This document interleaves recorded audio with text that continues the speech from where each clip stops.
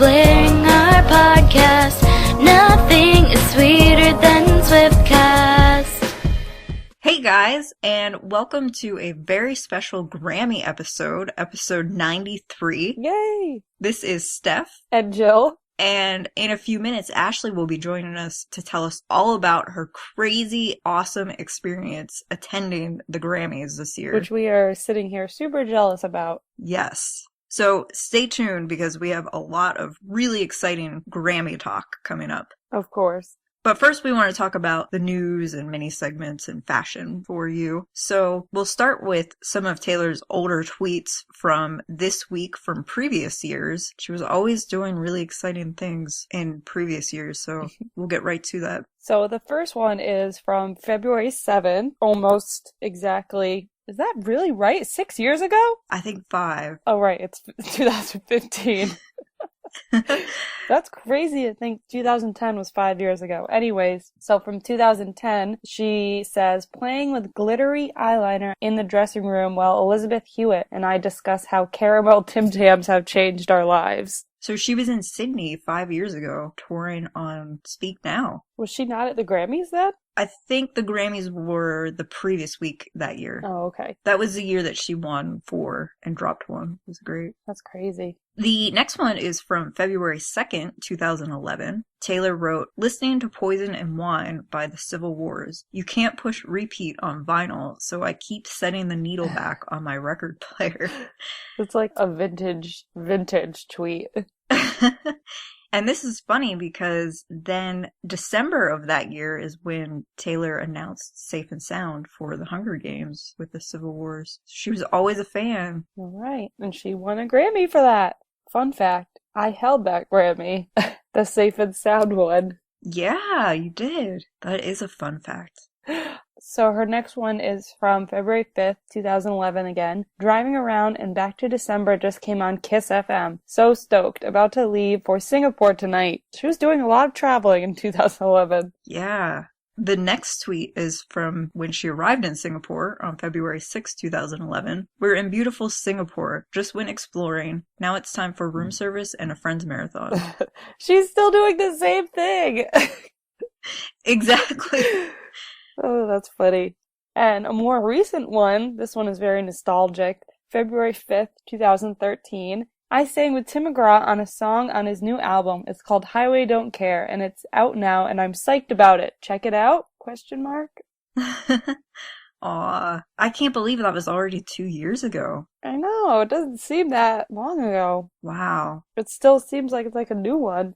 Yeah, and it's funny to think she did release Red as a single that summer in 2013, but Highway Don't Care was really kind of her last big country song, which seemed really fitting given her first single was called Tim McGraw. It was a duo, so it wasn't even like her last real solo country song. Yeah. Our last one comes from last year, which also seems crazy that this happened already a year ago. February 7th, 2014, Taylor tweeted, about to fly to Berlin, just relaxing on this comfortable couch at the airport, and she Instagrammed this video of her trying to put her legs up on the wall. Oh, right, that one. I was trying to think which one it was. That was hilarious. This was when she finally discovered her Instagram again. Yeah, and then she started talking to fans. It's funny to think she went so long without using it, and now she uses it almost every day. Uh-huh. I think she said she forgot the password to her Instagram, and that's why she wasn't using it. But she didn't even, bother to figure it out for so long. She was just like, eh. And now she uses it every day. We hope you're enjoying going back in time with us with this new segment. I think it's really fun and sometimes depressing to think how quickly time is going. But next we want to give you some of the new news that's been going on with Keeping Up with Swift. Yeah, and we have some exciting ones. This one is very appropriate for this month. The Valentine's Day packages that we all know so well have gone international, and Taylor has been sending gifts to fans in the UK and Australia, which is crazy because the Christmas packages, I think, only went to US fans, and now the Valentine's Day ones are going international. That's crazy. Those big boxes. It's so cool to hear their accents, too, on the videos. I'm so excited that she's sending them all over now, all over the world. Yeah, I think they're going to be going all over the place, and we'll get to hear even cooler accents on these videos. I wonder if she's only sending Valentine's Day gifts to single people, and that's why we haven't gotten one. I'm going to say that's the reason. All right, you can go for that. Our next one is really exciting. Taylor's been out in LA a lot this past week, getting ready for the Grammys, and she was actually spotted shopping for wrapping paper for these packages. And then she was out with Lena Dunham and Hozier. She went to see a Haim concert, and then she also danced around the Grammy Museum at her own exhibit, which was hilarious. The most exciting thing about this past week is she was spotted twice going to a recording studio. And one of those times was with Haim. We obviously know that's going to happen. I mean, that's pretty obvious. Yeah, I really can't wait. I mean, I have a couple of theories on this. I really do think she's recording a song for John Green's new movie, Paper Towns. So I wonder if maybe she's getting that ready. Maybe she's doing something with Haim. Who knows? Maybe she just went to see Haim at a studio. We don't know. But if they would collaborate, that would be really cool. Some of the songs that made it on 1989 were recorded in January of 2013. Like All You Had to Do Was Stay and How You Get the Girl. So she could be recording right now songs for album 6. Let that sink in. It's very exciting stuff. So our next piece of news is super exciting, and Taylor even tweeted about it, so she's excited. 1989 was number 1 for the 10th week, and that's a big deal. 10 weeks, that's more than a month. 2 months. And it's expected to be number 1 again for 11th week. And Taylor is now the second woman ever to have an album be number 1 for more than 10 weeks. The only other person that's done that is Whitney Houston. And 1989 has now sold over 6 million copies worldwide. So that's a lot of exciting facts. That's a lot. I can't believe the only person to do that is Whitney Houston, like one of the biggest musicians ever. Exactly. I'm sure Taylor will eventually surpass how many weeks she's had albums at number 1. Whitney had, I think, 46 weeks of being at number 1. 46 weeks? 46 weeks, and Taylor's at like 35 or 36 right now, I think. Oh, I thought you meant 46 weeks in a row. I was like, no. No, not in a row. Non-consecutive weeks, just over her career. Do you know who holds the record for like the most in a row straight? Because I wonder if she could beat that.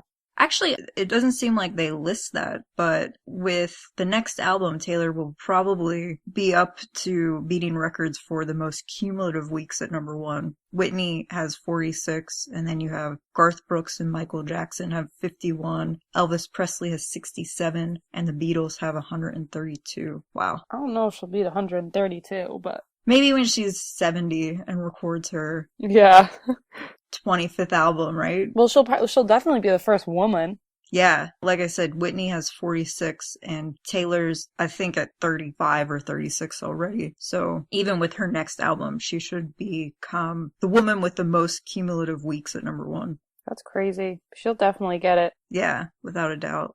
So then, before attending the Grammys, Taylor was at Clive Davis's pre-Grammy party, and she took Abigail as her date. They looked so pretty. Oh, her outfit. It was so perfect. Didn't it kind of remind you of the VMA outfit? A little bit, but I liked this one better. I liked the color better, and it was the white polka dots. Oh, it was so pretty. It looked so good on her. Yeah, I like this one a little better than the VMA outfit, too. I loved it. She and Abigail looked good together with the pale blue and midnight blue combination. But Taylor sat at a table with Haim and Jack Antonoff. Of course, she was dancing. She was even dancing to Shake It Off. Dancing to her own song. Which was hilarious. They all looked so good. We all need to get invited to that party. No. It looks like such a cool party every year. I'm so glad Abigail went with her. I know. Last year she took Brittany Mac, her childhood friend, and this year Abigail. I'm so excited to see them at the Grammys together. I think it's going to be hilarious. Yeah, it will be.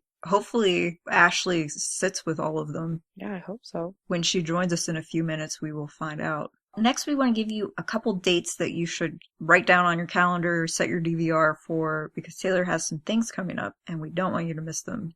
So the first one I'm really excited about, it's SNL's 40th anniversary special, and that's going to be on February 15th. That's a Saturday, yeah? It's a Sunday. It's a Sunday, so it's not going to be on its normal day or time slot, but it's got the most popular time slot because it's going to be huge. And if you've been seeing the commercials, Taylor's name is in the commercials, so we don't know what she's going to be doing. I think she might just be a special guest, a candid or something. I don't know. Yeah, I was thinking that too. I don't think they'll even have one host for this show. I think it's probably just going to be a bunch of stuff going on. No, I mean, if you looked at like all the celebrities' names that flashed up there were so many. I think they're probably just gonna have all these special candids that maybe they're only on the screen for a minute or so, but it's still gonna be really awesome. I'm super excited for it because I love SNL. Yeah, me too. Amy Poehler's gonna be on it. Yeah, and hopefully Seth Meyers will return. No, that was heartbreaking. They can't be together. Well, after that, Taylor will attend the Brit Awards on February 25th. She is performing, so we're still expecting the first ever live performance at an award show of Style. She's also nominated for International Female Solo Artist at the show, and I think she'll win it. Definitely. She always wins those. I mean, who else can sell 6 million albums worldwide in 10 weeks? It's her. Taylor has also actually been nominated for International Album of the Year at Canada's Juno Awards, and that's going to air on March 15th. Do you know the time? We don't know the time yet, and I'm not sure that it will be available on regular TV stations. It might be a live stream. We're probably going to have to live stream it if you're in the US or anywhere else besides Canada. We'll keep you updated, though, as it gets closer. And finally, on March 29th, the second annual iHeartRadio Music Awards will happen. This year, Taylor's up for 4 awards: Artist of the Year, Song of the Year for Shake It Off, Best Lyrics for Blank Space, and Best Fan Army, which, of course, we are the best, right? Obviously. And that particular category is fan voted. So go on to iHeartRadio's website and submit your vote for Swifties. I'm really excited for that. I think she's going to win a lot. I think she will. Last year, she didn't attend, but because she's up for so many, who knows? Yeah, I definitely think she's going to win. Next, we want to give you some of our mini segments. We have a lot of Swiftie problems this week. As always. So our first Swiftie problem comes from @SeagullSwift13. Taylor's The Other Side of the Door will be my painkiller for tonight. Music is very therapeutic, especially when it's Taylor's. Our next one is from @AgentSwiftie. Was at Walmart, saw Fearless for $9. Freaked out, parents said no. Swiftie problems. Man, you should just buy it yourself. Who cares what they say? Our next one is from @The13Theory. Really wish Polaroid cameras and film weren't so expensive. I wouldn't know what that's like, because I don't have one. I didn't know the film was that expensive. Yeah, they are. I don't have one, though. I think it's good we don't have one, because I would use that thing so fast. For me, I wouldn't know where to put all the Polaroids. I would have to buy albums or something to put them all in. Just fly through the film so fast and spend so much money on it. It's good we don't. It does seem like something Swifties will have a lot of at tour, though. Yeah, for sure. I'm pretty sure I'm going to see lots of costumes that are just completely Polaroids, like outfits made out of Polaroid. That's a good idea. Calling it. If any of our listeners do that, you should send us photos. Yes. Our next one is from @FangirlLife13. Today they played I Knew You Were Trouble at Work, and it was so hard to not sing along and do hair flips. Swiftie problems. Side note, it's almost been a year since the hair flip at the Grammys. Yes. And all the memes. That was so great. That was my favorite Grammy performance. It was. Mine too. Our next one is from @Lil_Swiftie. My friends saw my Taylor phone case and they just said typical. Swiftie problems. They sound like not nice brats. At least they know who you are. True. Our last one for this week comes from @CrayZayForte. I like that. I like that too. So while we were changing classes, they played Blank Space, and when it came on, everyone looked right at me. Swiftie problems. What? Your school plays music when your classes change? That's awesome. Yeah, that's pretty cool. My school never did that. Mine either. Next, we have some fashion for you, and Taylor wore a lot of really great outfits in LA this week. And they weren't that expensive at all this week. Yeah, So our first one was actually when she was leaving Catchlight Studios. That was on February 3rd, and it was in West Hollywood. She wore a Brandy Melville Briar corduroy skirt, and that was $26. And she wore a red J. Mandel Matin tote. Well, she carried it. And that was a whopping $2,350, but that's sold out, so don't worry about it. And then she also had on her Fry Carson Oxford heel in cognac, and that was $114, and you can get those on eBay. Yeah, that was a great outfit. It was. She wore a navy blue top with it that hasn't been located yet, but it looked really good with the corduroy skirt. And the skirt is not expensive at all. It's under $30. That's so good. And I love the cute buttons on the front of it. Mm-hmm. That same day, Taylor was spotted shopping and actually picking up some wrapping paper to send to Swifties around the world. She wore a houndstooth printed sort of jumper that had a little sort of skirt around it. It was really cool. And it had florals on it. This is pretty inexpensive, so if you can pull it off like Taylor, you should definitely go buy it. The top is from Missguided. It's called the Anna Floral Dogtooth Top. It's on sale for $7.60. My God. That's like nothing. That's insane. And then the bottom short / skirt thing is also from Missguided, and it's called the Maria Floral Dogtooth Skirt, and it's on sale for $19. I can't believe how cheap that is. You can get the whole outfit for $26, pretty much. That's insane. An outfit Taylor wore for $26. You should probably skip the purse that she carried because it was the same red J. Mendel Matin tote that is $2,350. But you can get her shoes. They were black ASOS Have It Your Way heeled sandals, and those are on sale for only $66.33. That's not bad for shoes. Well, I mean, they are sandals, but... Yeah. Or you can just wear flip-flops with it and for $3, and then you have a whole outfit for under $30. Yeah, there you go. Our next one was the next day on February 4th when she was at the studio, again in West Hollywood. She wore the Missguided Variety Skirt in black, and that was with the black top. That's only $34, so again, this is kind of a cheap outfit day. She wore the Free People patent pork pie hat, which she's worn before. That's unavailable. It's $58. And then again, she wore her ASOS Have It Your Way heeled sandals. Those are $66 again. Then she had her twist lock satchel bag, which is from the Cambridge Satchel Company, and it had her initials on it, the little TS. That's 149 euros, so I don't know how much that is in dollars. But I mean, the skirt and the hat were cheap. Yeah, that was a cute outfit too. A lot of her skirts are not expensive at all. It's just not warm enough to wear them yet for me. Yeah, I know. Not where we live, at least. Maybe stock up now for the summer. Yeah. And then when Taylor attended the pre-Grammy party on February 7th, she wore her pale blue romper that we talked about earlier, and that is from the Osmond Spring 2015 collection. And then her sandals were Yves Saint Laurent Tribute 105 sandal in pale blush. Those were $925. And then she carried a sparkly jean clutch, and that is from Eddie Parker. It is $1,095. I really liked that though. It was so sparkly. I love that romper so much. So cute. I would never have any place to ever wear it, but it's so cute. And it's probably $2,000 or something. Yeah, probably. Another exciting thing that happened this past week is the new Keds ads for the spring collection was released. There's a little video of Taylor dancing around, and she's in all these different outfits in Keds. So we wanted to give you some of those outfits because they're also very affordable for the most part. Her Keds outfits are on point. They are so cute. So in the ad, it was the one that was white and black, and it was like a grid print crop top and skirt set. And that was from American Apparel, and it was the grid print Lulu crop, which is only $42. Again, the American Apparel, the grid print Lulu skirt, that was obviously a matching outfit, and that was $46.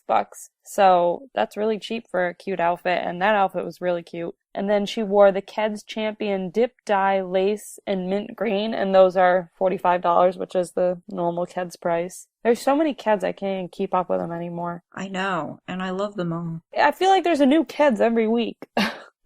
So that outfit was really cute if you guys want a really affordable spring outfit. Her next outfit I really loved too. It was a floral multicolored romper from Urban Outfitters. It's called the Kamichi Blue Ashley Lace-Up Back Romper. Unfortunately, it's sold out, but I really hope they bring it back. It's such a pretty romper. With that, she wore the Keds Champion Botanical Leaves sneaker, which I also loved. They were in blue, and they're $50. Were those ones for spring or fall? I thought the blue made them kind of springy. Yeah. And then her next outfit was the white lace top with the coral shorts, and I love those shorts. And the top was actually from Forever 21. It was called the Eyelash Lace Top, and that's only $20. And she wore those with the Keds Champion Dip Dye Lace in coral, which were very pretty. I love that color. And those are $45. That was a great outfit. And I loved how they put her in that little swing thing. Mm-hmm. Then she also wore a striped top with these blue flowy shorts when she was kind of dancing around on a patio with people. The top is from Topshop. It's called the Stripe Raglan Tee. It is $31, but unfortunately it's sold out right now. Her shorts have not yet been located, but she was wearing her Keds Champion Washed Beach stripe in navy, and those are $50. I want those shorts. I want them to locate them. They're so cute. Ugh. I'm just getting so excited over the spring. I was so excited when I saw that because I was like, spring! I want it to be warm. Me and Steph hate the winter, so we're very excited. We hate it so much. We're just freezing to death. Yeah. And then the last outfit was plaid shorts and a white button-up top, and those aren't located yet, but the shoes she wore with them was the Keds double-decker sneaker in white canvas, and those were $50, but they're on sale for $40, and they have no laces. Yeah, they're like easy slip-ons. Yeah, I love those shoes. They're just the slip-on ones. And I love those shorts. She's holding these lights, and she has on these really cute plaid shorts, and I really like them. That whole commercial. I love how they dress her in like affordable outfits that are Urban Outfitters, American Apparel. That's all stuff that's like in the mall. Yeah, and we can easily buy it and buy the Keds and look just like her. Yay. So if Taste with Style locates the other items, we will definitely let you know because all the outfits were so great. But thank you to her for finding all of this stuff and telling us about it. You can go to her website, tastewithstyle.com, and click through to see pictures and links. So now it's time for our main discussion. Unfortunately, Jill had to leave us for this portion, but Ashley just returned from her trip out to the Grammys, and the first thing she did when she got back was record this episode for you guys because she's so excited to talk about it. And because Jill was not able to make this part of the episode, we have our other member of Swiftcast, Ashley. She is our social media correspondent. And so when you look at a lot of our social media accounts, Ashley's the one doing all the work on that. And this is going to be her first time recording an episode with us. So thank you both Ashleys for coming to talk to us about the Grammys. Hey. Hi, guys. We almost had a third Ashley today. We did. I was at the Grammys last night, as you guys know, and I was hanging out with T Swift LA, whose name is also Ashley, and we had a lot of fun, but she couldn't make it for today, but this would have been a very challenging episode. Oh, that would have been so much fun. And we all spell it the exact same, too. Yeah, that's hilarious. There are so many different ways to spell it. But yeah, I pretty much just got off the plane like an hour ago, so I'm really excited to be talking about this. Yeah, we have not heard anything. So Well, you told me not to talk to you until the episode, and then you were bombarding me with questions. well, you weren't allowed to have your phone during the ceremony, so we were all typing, "Where's Ashley? Have you seen her on camera?" Just dying to know what happened. So just give us the rundown. Well, a lot of people have been asking me just how I got to go, and someone I don't even know tweeted me and said, "You must be really rich or have connections," and I thought that was funny and awkward and not true at all. So the way I got to go was as a seat filler, and what a seat filler is basically there are companies whose job it is to bring fans into award shows and place them in any seat that's not taken by a guest so that when the camera shows the audience on TV, it looks like it's a full house. So that's how I got to go. Yeah, and you won a writing contest, right? That had tons of submissions. Yeah, there's thousands and thousands of people every year wanting to go, and this company had a special contest on Christmas on their Facebook page saying, for people who have never gone before, write something telling us why you would like to go, and we'll pick 10 winners. And I actually wrote something that I wrote my answer, but I tried to write it to what was similar to the tune of Blank Space, and I put that in there, but it probably actually made no sense. But then I also put a paragraph just saying why I wanted to go. And there were only supposed to be 10 winners. So they posted 10 and I wasn't one of them. And then they said, okay, we're going to pick 5 more. And I wasn't one of them. And they were like, okay, we're going to pick 5 more. And I still wasn't one of them. And then finally, in the last group of people that they kept adding, I won. Yay! That's awesome. This era has been your lucky era for sure. I know, and the tour hasn't even started. Going to the Grammys has been such a bucket list item for me. I got to go to the CMAs, luckily, and I didn't know it at the time, but basically Taylor's last year that she might ever go to those, which was 2013. And you've also been to the CMT Awards. I have, yes, and if I had to rank them, CMT Awards would probably be at the bottom, because I feel like no one takes them that seriously. Yeah. The Grammys are definitely top of the list. Yeah, I went at the same time as Ashley did to the CMT Awards, and I have to say it probably wasn't as much fun as the Grammys was. I can probably say that. But what it did have going for it was at least Taylor performed. Yeah. But Taylor was really involved last night. She did the introduction to Sam Smith's performance, and then at the very beginning, she presented Best New Artist to Sam Smith. Yeah, so I sort of wanted to start from just the very beginning of my day and tell you guys all about everything that happened because there was a lot. So I got my hair and makeup done professionally because I really wanted to look nice. And when I went to the salon, every single person was basically there for the Grammys. Oh, wow. Did you see anyone famous? No, they were all just industry people or people from out of town, people that were guests of someone who was nominated type of thing. But it was in Hollywood, so it was definitely the place to be to get your hair done. And it's funny because I'm from Chicago, as you guys probably know, and everyone I told here was so excited and amazed I was going. But in LA, if you tell someone, they're like, oh, yeah. Big deal. Either they've already been to it, so it's not a big deal, or they just think of it as like something causing a lot of traffic, so they're like, oh, whatever.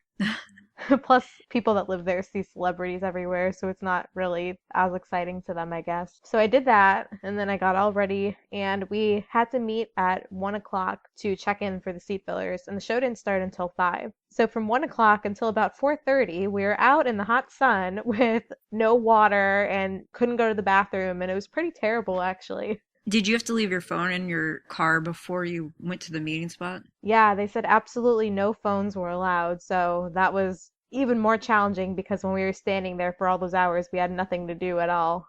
Wow. So you mainly just had to have your identification with you, and that was it. Yeah, and you couldn't even bring a big purse. It had to be a very small purse. So how warm was it while you were standing in the sun? It was probably only 70 degrees, but we were in direct sunlight, so it felt warmer than that. Okay. So we were standing out there for a really long time. Finally, at about 4:30, they brought us into the Staples Center, and at that time, we could finally use the bathroom and get a drink and whatever we needed to do before the show. So the celebrities were coming in little by little and filling up their seats, and at about 4:55 is when they actually let us in. And the show was starting at 5. So when that happened, everyone's in a single file line, and there were tons of workers from the seat filler company, and they're all just literally shoving you into every available seat. It was extremely chaotic. Wow. So we were all down on the floor. So before all of this happened, did you get to actually walk on the red carpet? No, we didn't get to go anywhere near it. That was kind of a bummer. Could you see it though? We passed the general area where it was happening. We knew where it was, but we didn't really get to see anything. Uh-oh. So your meeting spot was towards the back of the arena, nowhere near the carpeted. Mm-hmm. They had a special entrance for us. So how did they determine where you sat? You said they just kind of shoved you in a seat based on where you were in line? Yeah, where you were in line kind of depended on what time you got there, but not even really, because as they moved us throughout the afternoon, people kept shifting spots, and there were a few people that they pulled out of line early and put in specific spots. I think they tried to group some people of similar races together, or if someone they thought, I guess, had a look like what a certain section looked like for some reason, There were a few people that they put in specific spots, but almost everyone just you could sit wherever there was an empty spot. Okay. So was it like if you were at the front of the line, you got to go to the front of the seating area? Kind of, but it was so crazy that nothing really was in any logical order. It was literally them having us run to seats at the same time that actual guests were still taking the seats. So 1 second it might look like a seat was open and they say go there. And then as you're going there, someone shows up and sits there. And then you have to go back to the workers and they point you somewhere else. So you said you got to sit on the floor area. Did they have like a sectioned off part that's like, okay, this is where the celebrities and their guests sit, and then from this point forward is where any of the seat fillers were gonna sit? No, it was really all mixed up. So for the celebrities, as we know, Taylor was in the front row, and a lot of the other really A-list celebrities were sitting around her, but some seat fillers got to go towards those first few rows, and then the whole floor was really a mixture. I saw celebrities everywhere I looked, from the front to the back of the floor.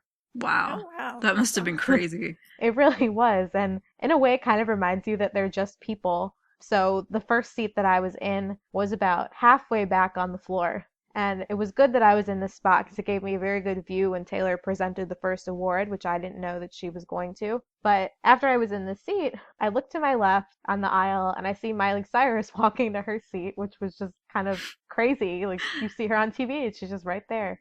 And then I looked over to my right on the other aisle, there's Neil Patrick Harris and his husband. Wow.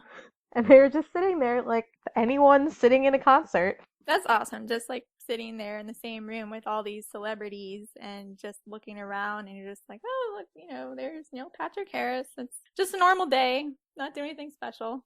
That's exactly what it was like. And so I was sitting about halfway back. AC/DC opened the show. They were the first performance, so I was there for that. And then Taylor presented her award. I wasn't sitting next to anyone famous. I was sitting next to a photographer. For all I know, he could have been a famous photographer, but he just seemed like a normal one, and he was polite and everything. And then about a few minutes after Taylor presented the first award to Sam Smith, I was told I had to move from the seat. So there was also a holding area in the way back where if you got moved out of your seat and there wasn't another seat nearby, you had to go to the back until they told you to go back up to another seat. Were there a lot of people in the holding area when you had to move? There were about 300 total seat fillers, and at any time there were probably at least 100 wow. people in the back. So did you have to wait for a long time in that holding area? Yeah, I was probably back there for about an hour. Could you see, though? Not really. So the area they had us in was actually behind the cameras, and it was totally blocked off. There was a screen, so we were pretty much watching it on the screen. Oh. An hour is a long time to be stuck Yeah, there. so I was back there for a lot of the performances. Unfortunately, I was back there during Ed Sheeran's performance, which I was really looking forward to, but I still enjoyed it. Oh, yeah. Eventually, I got moved back up close to where I was in the beginning. I moved back up right when Lady Gaga's performance was about to start. Okay. And then I was pretty close for the rest of the show. But I should also mention that the moving only could happen during commercial breaks. Even celebrities couldn't go back to their own seats if they weren't in there when it came back from commercial. So then when the 2 or 3 minute commercial break would happen, there would be a timer on the screen telling everyone how long till it came back. And it was literally a crazy game of musical chairs. I can imagine that would be like pandemonium with how short the commercial breaks are. And so at one point when I was in my original seat, but before I moved, after AC/DC performed, I saw Keith Urban and Nicole Kidman walk in and they couldn't find their seats. That's crazy. I know. And I've met Keith before, and he's just like a totally down-to-earth, normal guy, but it was still crazy being so close to him. And so they had an escort who was helping them, and they ended up standing right behind me for about 5 minutes. Wow. So you could have turned around and just talked to them? Technically, but we weren't supposed to do that. They told us not to do that unless they started talking to us first. Oh, it's a bummer. Yeah. But they seemed just totally casual, like, oh, no problem. We'll just wait till we can find our seats. When you first went into the theater and y'all were getting seated, I noticed that they put place cards with the pictures of like the celebrities and where they're going to be sitting. Were there any of those still out when you had gone in, like to verify where everybody was going to be sitting? I didn't see any. And I think by the time they brought us in, like at least 90% of the celebrities were already seated. Oh. And I feel like maybe they might only do that in the first few rows because that's where the most VIP people are. Well, Neil Patrick Harris, I was kind of surprised didn't have a better seat because I consider him pretty famous, but he's also Right. not a musician, so I guess he was just a guest and they didn't give him a close seat. The band Perry was sitting towards the middle of the floor also. Oh, wow. So how close did you get to them? I only saw them when I was walking to my new seat, so I didn't really get that close, but it was cool seeing them. I liked them. Yeah. There were several moments throughout the night where people would walk past me and I'm like, I'm pretty sure that was, any number of artists, but I was never entirely sure. I'm pretty sure Fun walked past me, but I wasn't 100%. I don't know if this is getting off topic or jumping ahead, but I know when I was sitting here watching Sia's performance, I remember looking at one of the dancers and I remember saying, that looks a lot like Kristen Wiig. I was like, but that can't be her. And then come to find out this morning when I was looking on Twitter and Facebook, apparently that actually was her dancing. Yeah, so when that performance happened, I was in about the fourth row, but I was pretty far off. I was all the way on the far right side, so nowhere really near the cameras. And another interesting thing I wanted to say about the performances was that when you see it on TV, it looks like they're taking up the whole stage, but actually each performance only takes up about a third Oh, of the wow. main stage. They have several people's sets being built at any given time and always had the next few performances sets waiting So on the the sets would stage. already be up for maybe like 3 or 4 performances, but when you see it on TV, the cameraman pretty much just zones into that one area and that's what you see. Right. So they had a little corner of the stage that was set up like, I guess it was a living room scene. And so because of the setting, it was almost built like a room and they were towards the back of the room. So there were all these camera people needing to get up close and they kind of blocked the audience's view. So I could see the performance, but I didn't see their faces. And all I noticed was that Sia and the two dancers all had the same wigs. And I didn't really examine it too far past that. And I did not notice at all that it was Kristen Wiig. So I thought that was so funny this morning. I thought it was a joke at first. Even while I was watching it, I didn't notice it. And then today I looked online and saw her name all over the news and thought, oh, how did Like I I miss didn't even that? know she was a dancer. I didn't if she has any, dance background or if it was meant to be more of a joke kind of thing. But I mean, she did really well dancing around with the other dancer that was there. Yeah, it was a pretty dramatic performance, and Sia also has I guess signature of always dancing with her back to the camera, so that's a little distracting and I just didn't know what to focus on. I was just sort of trying to figure that performance out and I had no idea that was her. Yeah, I was a little confused by it. I was like, when is she gonna turn around? And she never did. Yeah, I was a little distracted by that too because I couldn't even tell if she was singing live with her back towards I think us. she was. It sounded like she was, but yeah, it was interesting. They also had what I guess we would call a B stage, a round circular stage that was in the middle of the Yeah. floor. And is that where Lady Gaga was? That's where she was, and Brandy Clark was there. I think Juanes, the Spanish act, was there. Mm-hmm. A number of performances were on that stage. Yeah. Maybe again, jumping ahead a little bit, but which was your favorite performance or performances? Well, I'm just laughing because one thing that I noticed and the whole audience kept commenting on, and maybe you guys noticed it too, was that for some reason there were a lot of religious themes this year. Hmm. There were several performances that either the song was somehow about religion or they had gospel choirs on stage. And I read a tweet today that was like, or actually, I think it was Neil Patrick Harris's tweet that said, was it the same gospel choir in every performance or did they just have like an army of them backstage? And I think they actually had an army of them because there were several times when we saw those people walking around, like going to their spots, and I think they were all different groups of people.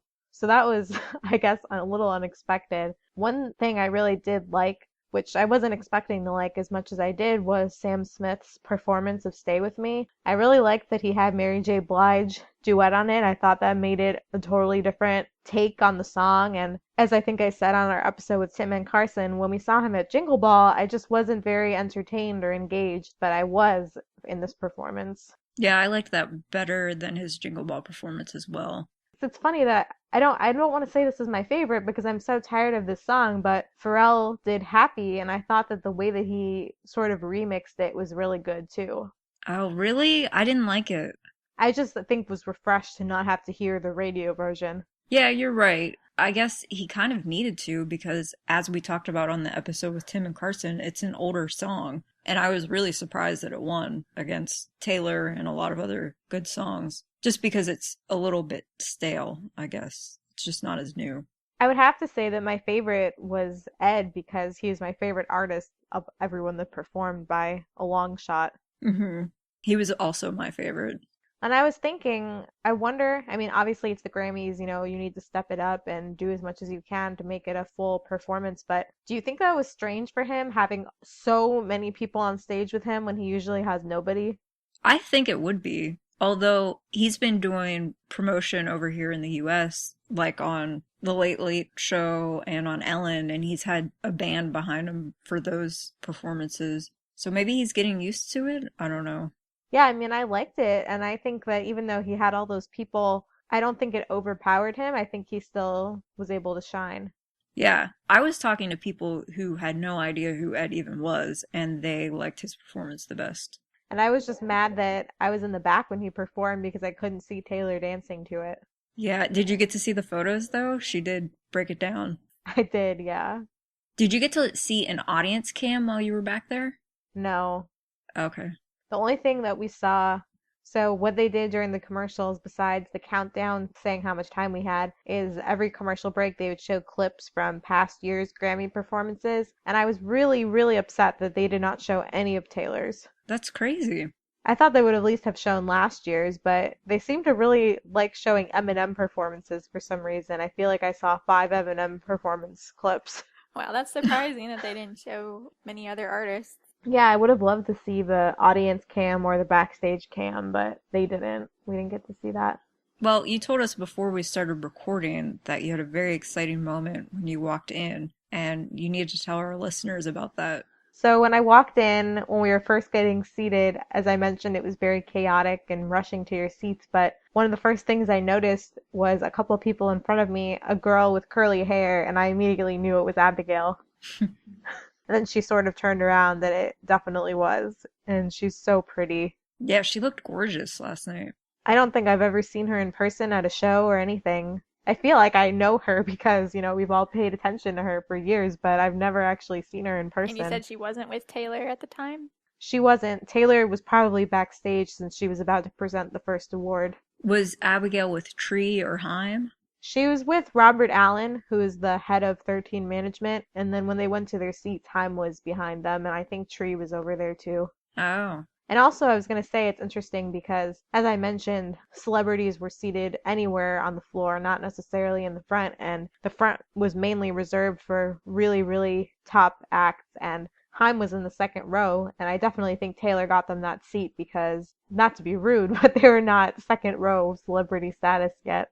So I'm jumping around quite a bit because I'm just saying things as I remember it. So one performance that I also was not close to the stage for but could see it all on the screen was Katy Perry's performance, which before she performed, they showed a video from Obama talking about how we need to fight against women getting raped. And then there was a domestic violence survivor who gave a speech. And I had no idea where this was going. It was obviously an important message that people should hear, but I didn't feel like it was the place, and I was trying to figure out why they were doing it and what it was leading into and who was going to be performing that would somehow tie into this anti-violence message. And then when Katie came out, I was very confused because I never had any feeling like her song, what is it, The Grace of God, Yeah. had anything to do with rape or domestic violence or anything similar to that at all. I thought that song was about her going through her divorce with Russell Brand. And I didn't know if she was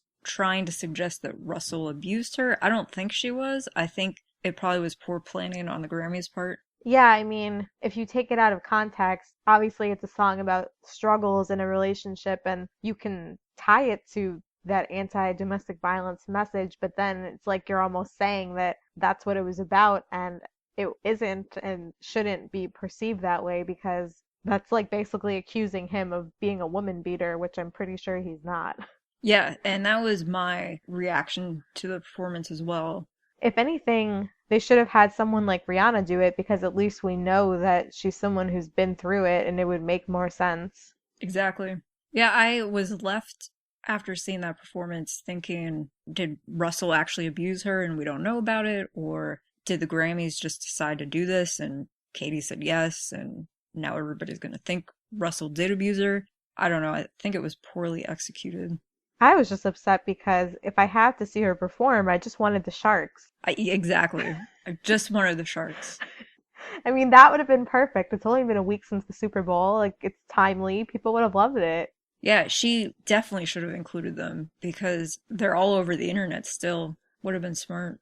The other thing that confused me about her was her hair last night because when she was sitting in her seat, she had short purple hair, and then when she performed, she had long black hair, and I didn't know which was the wig and which was her Yeah, I saw an hair. article today talking about that. The title was 10 Magical Things That Happened at the Grammys That You May Not Have Noticed, and that was one of them.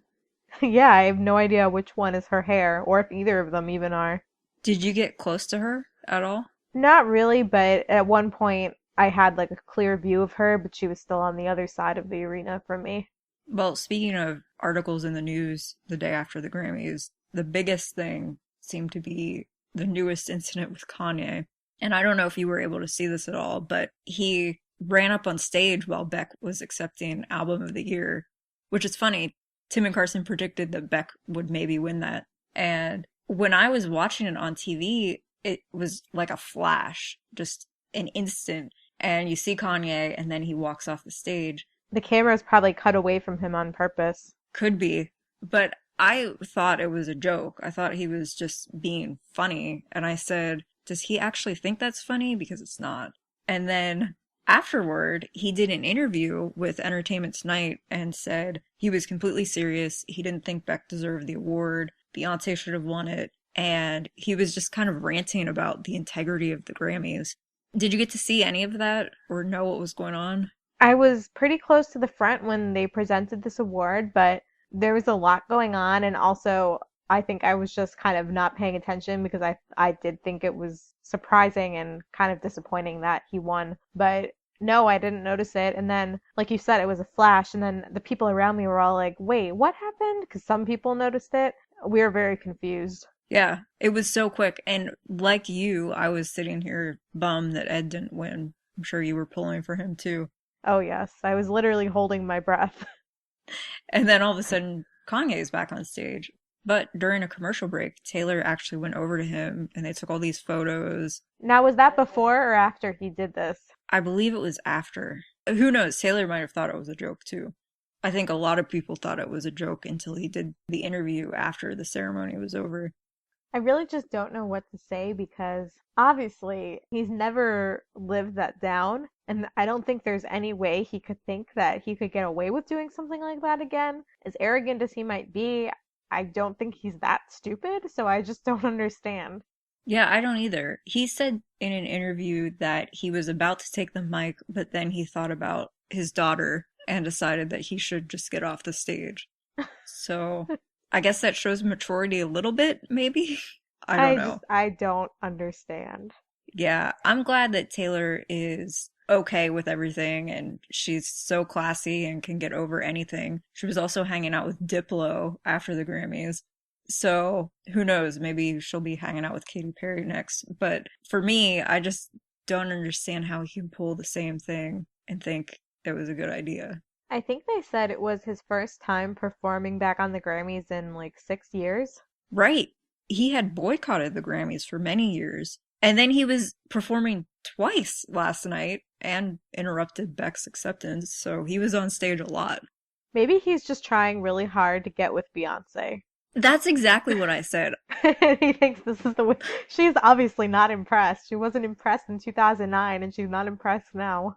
I just don't understand what it is with him and Beyonce. She's married, he's married. I don't know. It's not like he worked on her songs or her videos that he should feel that personal about it. Right.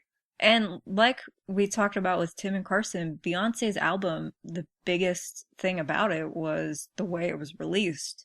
Drunk in Love was big and that won a Grammy, and Beyonce won other Grammys last night, so I don't think he should be too upset about it. I think we've already spent more time than he deserves talking about him. Another one of my favorite performances was Eric Church. Did you get to see him? Yeah, I was pretty close for that, and I forgot to list that as one of my favorites, but it definitely was because I've heard the song so many times, and I think I've seen it on other award shows, but the video montage that he had during this performance was basically of cities all over the world getting destroyed by war and all sorts of stuff, and then at the end you see the cities starting to get rebuilt. And I never thought of the song in that way before. Yeah, that was a nice touch. I never thought of it in that way either. You know, people really like to generalize country music as not being that deep, and in a lot of ways that's true. And songs that are popular tend to always be about trucks, as I think we've also discussed. But and then there's also, I feel like, a lot of songs about hometowns and, you know, going home. And I could probably name 100 songs that talk about my hometown, but this really made it stand out. Yeah, I was really bummed that he did not win. Or Dirks. I was pulling for him or Dirks. I saw Dirk Bentley and his wife shaking some hands with people, and it seemed like people were saying to him that he was robbed. Oh, wow. Did you see Miranda and Blake at all? No, I saw her performance, but I didn't see where they were sitting. Were you close for her performance? No, and I was okay with that.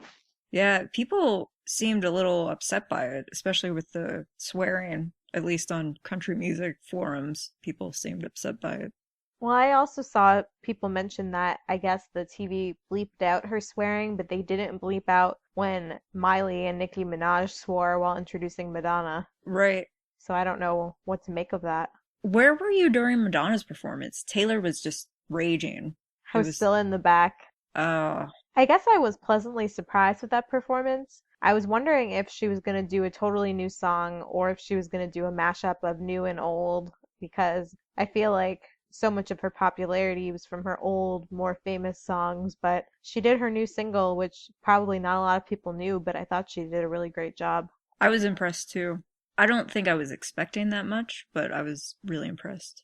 Yeah, I honestly don't think I've heard the new song yet, but yeah, her whole performance, it was awesome. She did a good job. So when I got moved up, so first I got moved up to about halfway on the floor, which is when Lady Gaga was on. And then a couple of performances after that, I got moved up to the fourth row, but as I said, very far on the right side, so you wouldn't have seen me probably on camera. But when I first got moved to that row, they sat me in a seat that was empty, and then the person next to me said, I think someone's about to come back for that seat. And I said, oh, okay, because I would just move, and they came back. And the person comes back a minute later, and it's Hosier. Oh, wow. And I didn't even know, but the person on the other side of me was his dad, who he brought as his guest. Oh, wow. And he said, sorry to make you move. And I said, oh, no problem.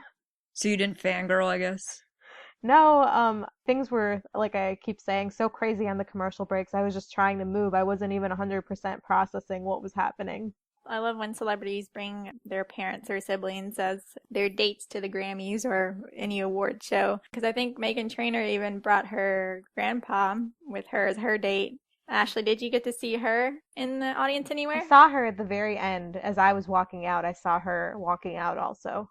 But yeah, that was really crazy. I think this was Hosier's first Grammys. I think so, yeah. Well, I kind of felt like bad for him that he should have been in a better seat. He was sort of not in the best view. I don't think I saw him at all in the audience. Yeah, you probably wouldn't have because he was sitting basically where I was. So after I moved, I ended up sitting basically behind him. And then a few minutes after that, he walked over towards the middle of the room and I was just watching him. And turns out he was walking over to Taylor to talk with her. And they talked for about 5 minutes. And of course, everyone today is saying they're dating. and, but they were just both congratulating each other. Well, neither of them won anything, but just, you know, they were excited to be there and see each other. You could tell. And she was giving him a high five. That must have been so cool to see. Watching her talk to him really just made me realize what I already knew, but it was the same as when we were all sitting in New York watching her talk to all the other fans before she met us. The way that she acts so excited to see her friends is exactly how she acts with her fans. It's the exact same. Oh, Ashley, I wanted to ask you, speaking of friends of Taylor's, Hunter Hayes did the pre-Grammy Award show, and I know he was hosting that, and some of y'all may know him from being on the Speak Now tour with Taylor. He was one of the openers for her. Did you get to see him in the audience anywhere? I know he was there. I was actually wondering if he was there because I never saw him at all. There was a picture posted of him and his girlfriend, or supposed girlfriend, and there's a picture of the two of them that I saw on Tumblr today. Yeah, I mean, I assumed he was there and I was looking for him. He's pretty short, so maybe I missed him. That's possible. Maybe he was sitting next to Kanye and they put all the short people in the front. Yeah, I would have liked to see him. I didn't see him at all, and I was kind of disappointed he didn't perform on the main show. Yeah, I wasn't sure if he was going to be performing or even presenting on the main show, but I guess they just kept it to the pre-Grammy Awards. So there was one point during the night, it was after Taylor's last category was over with, which she didn't win, but before the show was actually over, there were still a few more acts to go, and I thought that she'd left. Her and Abigail and all Taylor's people and Haim all walked out together, and then they came back like 10 minutes later, so I don't know where they went during that time. Oh, I saw a short little video today of Taylor with Haim backstage after she had just found out that she didn't win her last category. And it was only maybe a minute-long video, but she just looked really bummed, and I felt bad. Well, I'm sure Taylor was very happy for Sam Smith, but she just looked bummed in the video. Did you get to see Sam Smith up close at all? No, not really. I'm not sure where he was sitting, but I was just thinking, isn't it crazy? And I feel like I may have said this last week, but that just a year ago he was performing on the Red Tour and we had never heard of him, and now he just won so many Grammys. It's crazy, yeah. Taylor knows talent when she sees it. She should be the head of a record label or something because she's really helped launch so many careers. I really also feel like the Grammys has a tendency to sort of get obsessed with a new artist and give them a ton of awards all in one year and then not really pay much attention to them after that. It's crazy to me that the last album of Taylor's that she won all her awards for was Fearless. Yeah, that's a good point. And she was a relative newcomer at that point. I mean, she had her first album before it, but that was the first album that was having tons of hit singles and radio play and music videos, and they decided that was her year and gave her all these awards. And I mean, even though I think 1989 is her best album yet, each album has still had songs and things that were definitely worthy of winning, and I feel like they think she's won enough or something. That's exactly what I was going to say. It's like, oh, she's won enough awards, let's give it to somebody else. But just because she's won a lot doesn't mean she shouldn't win. Yeah, and it's usually kind of like Tim and Carson said on our bonus episode, how it's sometimes these indie acts you've never heard of or kind of obscure acts or songs.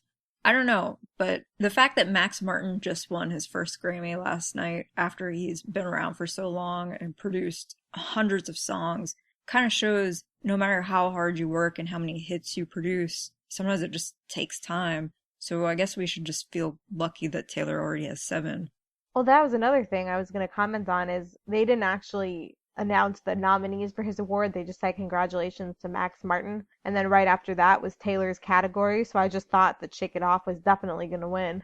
Oh, wow. That would have been a bummer. I didn't see that on TV. They didn't show them announcing Max Martin on TV. I don't remember seeing it. They announced it. They had someone on the B stage saying congratulations to Max Martin. So I just assumed it was on the broadcast. It was really short. Yeah, it might have been. I knew he had already won because Taylor tweeted about it. Oh, okay. That it was during the pre-telecast thing. But I didn't see that little bit on the B stage. Yeah, I remember it now because I remember Abigail when they had said that Abigail was sitting next to him and clapping. So I do remember them showing that little snippet on TV. Oh, okay. So I just thought, oh, Max Martin just got a shout out. Now his song is going to win an award, but that wasn't what happened. That would be really depressing. I feel like he might have thought that too because, well, especially if they'd already awarded it earlier. I don't know why they announced it right then. But you're right. That just shows, I mean, he's worked with every major act out there. And a lot of the people he's worked with have won Grammys, but he hasn't. So clearly that doesn't mean that you don't have talent. Yeah. And so many artists who are really talented and well-known just go their whole careers without anything. One thing that I wanted to mention was Taylor's outfit, because we didn't get to talk about it during the fashion segment earlier, but I loved this whole outfit, dress, everything, makeup. What did you guys think? She looked like a beautiful mermaid. She did, right? I totally agree. I love her outfit. I like the whole low in the front and, long in the back. it just helped accent her, and with her shoes and everything, like I love the whole outfit. It was flawless. Flawless is exactly the right word to describe it. The dress was from Elie Saab, the spring 2015 collection. And then her shoes, which were crazy. They don't have a heel on them. They're pink. They look like they're 5-inch heels without an actual heel. They are the Giuseppe Zanotti concave wedge sandals. She also wore Lorraine Schwartz jewelry. And I heard her on the red carpet listing all of these, and she said, I got them all. And she was really impressed that she remembered everything. Even the jewelry. Yeah, I was really thankful that she presented the first award so I could see what she was wearing because I didn't get to see any of the red carpet. Yeah, because you didn't have your phone. So I didn't even know what to look for as far as what color she was to try and find her in the crowd. Yeah, that was good. I think they put her on first just for you. I think they did. That was nice of them. I thought she looked great. People were comparing her to Elsa from Frozen. She was liking photos on Tumblr of it. So accurate. I mean, a little bit shorter hair, but pretty on point. So after the ceremony was over, did it just seem like a flock to the exits? Or did people stick around?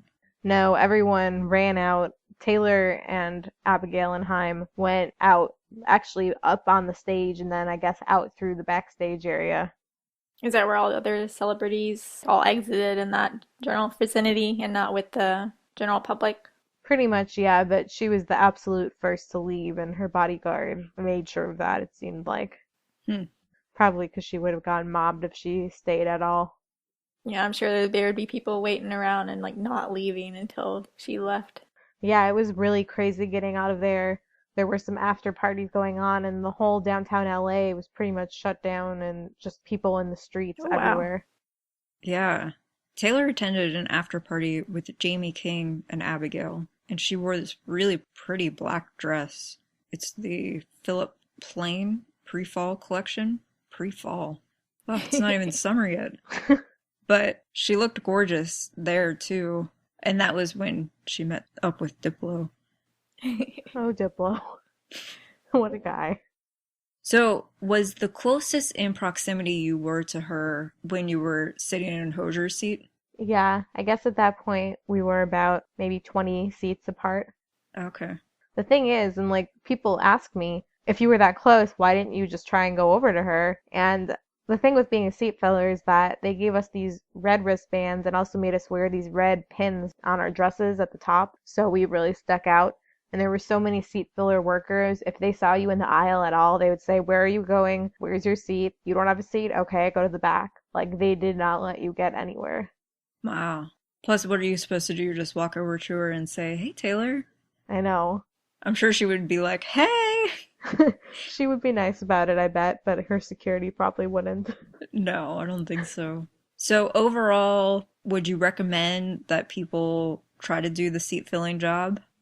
Yeah, I mean, if you can and if you get picked, it's definitely a once in a lifetime type of experience. I would say, especially if you're doing one in LA, wear sunscreen, bring water with you. Just be prepared to be standing and waiting and outside possibly for a long time. And it sounds like, because I've talked to people that have done other shows besides the Grammys, every show is kind of a different experience. So if you like award shows, there's really no reason not to do it because it's a free ticket to really good entertainment.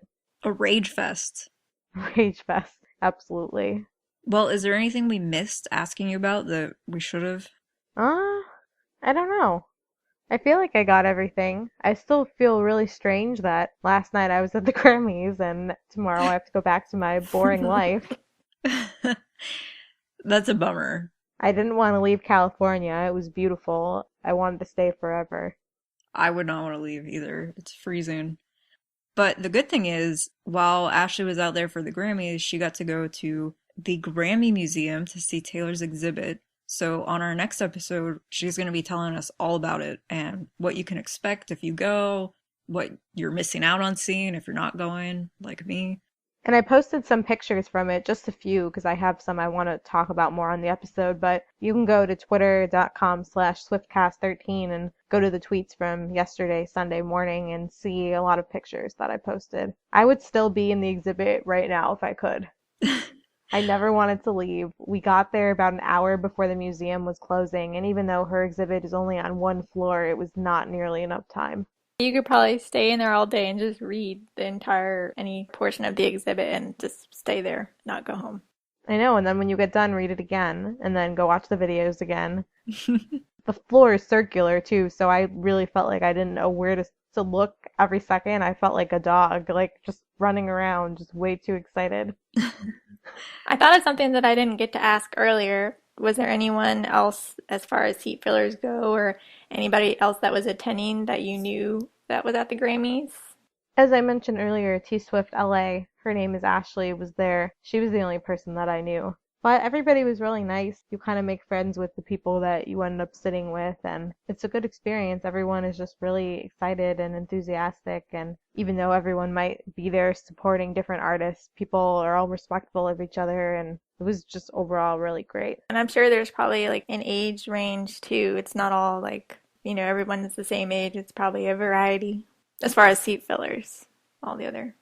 I guess one thing I didn't mention, I kind of did, but I just wanted to touch on it more, is that at least all of the celebrities that I saw who had seat fillers near them were very, very nice to them and didn't treat them like, oh, you're beneath me because you're not a celebrity. Everybody was just acting like we're all there as the same type of guest. And even Neil Patrick Harris, I saw him helping people into their seats and helping them get out of the row if they needed to move, and he was very nice to everyone around him. He seems like he would be a sweetheart. He was also on his phone almost the entire night, which I thought was funny, and I kept looking over and seeing him laughing. And then I went on Twitter today, and apparently he was live tweeting the whole show, so he had some funny tweets if you want to go read those. I'm excited to see him host the Oscars. Should be good. Oh yeah, I totally forgot he was hosting that. Maybe he was getting his jokes warmed up from this. Well, before we leave you guys, I want to just actually leave you with a quote in case you're feeling bummed about Taylor not winning her 3 categories yesterday. This is a quote from The Guardian about the Grammys for 2016, and I just want to read it to you guys. Taylor Swift will rule the 2016 Grammys. With her album 1989, almost 6 million global sales and counting, released too late to be eligible for this year's awards, it feels like Taylor's 3 nominations for Shake It Off this year are a mere prelude for the dominance that should take place in February 2016. This was all but confirmed when she announced she wouldn't be performing this year. With 1989 boasting 2 US #1 singles already, and having spent 10 weeks, almost 11, topping the album charts, it feels like the campaign is only just getting started. Expect that Taylor's acceptance speeches this year, should she make any, which sadly she did not, to feature a very knowing sense of, this is nothing, just wait until next year when I'm clumsily holding 10 gold gramophones while trying not to drop one. So I don't know that we can expect her to get 10, but I think next year will be Taylor's year. I just don't see how she can not come out with a single Grammy next year. It's long overdue, and no matter what you try and say, no album has come close to doing what 1989 has done, even in years, let alone in not even 5 months. Exactly. And what it's going to continue to do throughout the next months and singles she's going to release. Style is already tearing up the charts. I think she'll have several nominations and wins next year. Another thing probably to note is just that this was the first year that she was completely in the pop category. So maybe the voting academy is still getting used to it. That's a good point. I mean, she may have had some pop nominations in the past, but she also was in the country mix, so it was kind of like she was really neither one. So now I think they're really starting to see her as a full-fledged pop artist. For now, though, we can look forward to the British Awards. I'm very much looking forward to them. But I'm really bummed she didn't perform because now Nate will not do the entire fashion segment next week. That's true. I'm also bummed about that bet being tossed out the window. We'll just make him do it anyway. Well, as Ashley mentioned earlier, if you want to get in touch with us, contact us on our Twitter at Swiftcast13, email us at theswiftcast13@gmail.com. You can find us on Facebook at facebook.com/theswiftcast, and you can visit our website at swiftcast13.com. Thank you everyone for joining us for this really exciting episode. Be sure to tune in next week to hear about Ashley's experience at the Grammy Museum. It's gonna be good. So for episode 93, this has been Steph. Ashley. And Ashley. See you next week. Thanks, guys. Bye, guys. Bye. Thank you for listening to this episode of Swiftcast. Visit us on the web at theswiftcast.com. The theme song for Swiftcast was written and performed by Sydney and Chuck. Swiftcast is not directly affiliated with Taylor Swift, Big Machine Label Group, or 13 Management.